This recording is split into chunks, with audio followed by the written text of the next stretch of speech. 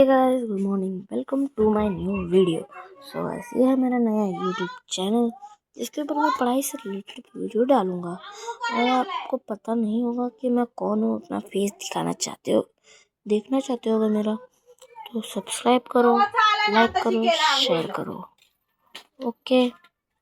और आपको क्या बताऊँ, मैं बता सकता हूँ कि मैं इंजीनियर बनना चाहता हूँ। तो मुझे PCM यानी फिजिक्स, केमिस्ट्री और मैथ्स पढ़नी होगी।